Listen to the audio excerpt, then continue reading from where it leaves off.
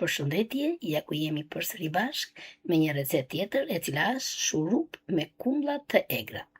Mendova që në këto ditë kaq të nxehta vere, një shurup kumbulle apo çdo lloj fruti tjetër ishte e domosdoshme. Vemi tek këndi gatimit për të përgatitur recetën. I kemi marrë kumbullat, ku unë i kam marrë të verdha, jeta shumë të freskëta dhe mendova të përgatisja një shurup. Vendosim tenxherën ku do t'i zim kumbullat. Vendosim kumbullat. Unë kam marrë 1 kilogram e gjysmë. Vendosim dhe ujin, 2 litra ujë. Duhet që kumullat të mbulohen plotësisht. Me ujë do t'i lëm gjysmë ore për të zier dhe do t'i kontrollojmë her pas here. Dhe ne do i vendosim në zjarr mesatar. I shohim kumullat, kanë kaluar 15 minuta dhe kumullat e kanë zhveshur totalisht lëkurën e tyre. E trazojmë, ku mundësisht i hiqni dhe çika të shkumën që del, siç e shihni, kumlla është tretur pothuajse. Shifeni? Dhe tani do i lëm dhe 15 minuta të tjera për të zier. Koha ka mbaruar, e heqim nga zjarri dhe fillojmë që kumullat t'i shtypim dhe t'i kullojmë ndërkohë. E vendosim nëpërmjet një kullese, ku vendosim kumbullat e ziera dhe do fillojmë që t'i shtypim nëpërmjet një shpatulle druri apo silikoni. Si të dëshironi, si do gjetet në shtëpi. Do të shtypim në këtë mënyrë që të shkëputim tulin nga bërthama e kumbullës.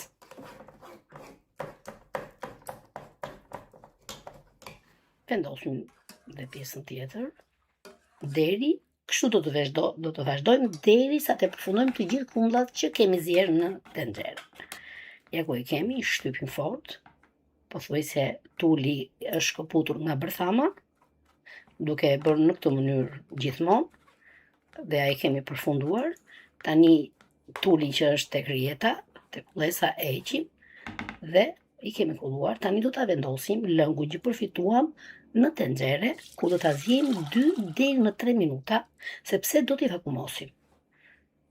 Vendosim në zjarr. Do të marrim edhe një herë me ujë që do të heqim shkumën, vendosim 2 paketa sheqer vanilje.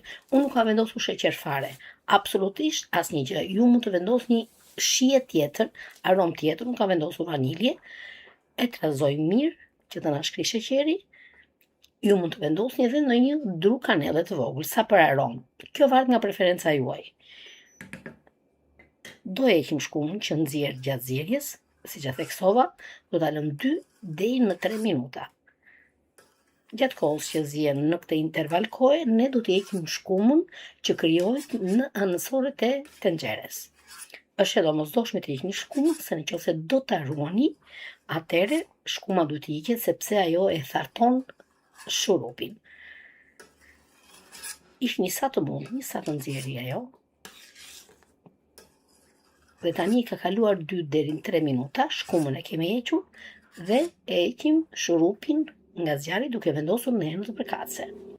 Unë do t'i vendos në shishe, ku më përpara i kam sterilizuar edhe vendos shurupin. Shifeni se si është bërë shurupi. Si ato sukot, nëse i mbani mend, është bërë një shurup i lidhur, i përsosur. E vendosim në shishe, po ta shifni, gjatë kohës që ne do ta hedhim në shishe, krijon një shkumë nga hedhja e asaj rruge që radh mbas radhe, dhe ne do ta heqim atë shkumën duke marrë një letër kuzhine dhe e palosim shumë merë derisa të vete sa madhësia e grykës të shishes dhe do ta heqim atë shkumën në këtë mënyrë. Ja, e kemi hequr dhe shkumën dhe tani do bëjmë vakumosje e shishes duke vullosur tapën e duke shtrënguar fort. Merrni një pecet për të mbajtur shishen sepse është shumë e nxehtë dhe shtrëngoni sa të mundni. Na ka dalë një shurup i mrekullueshëm. Ju mund ta konsumoni edhe gjatë kohës që jeni si të dëshironi. Ja ku e kemi përfunduar edhe shishet të mbushuri dhe unë tani do ta lë të ftohen plotësisht.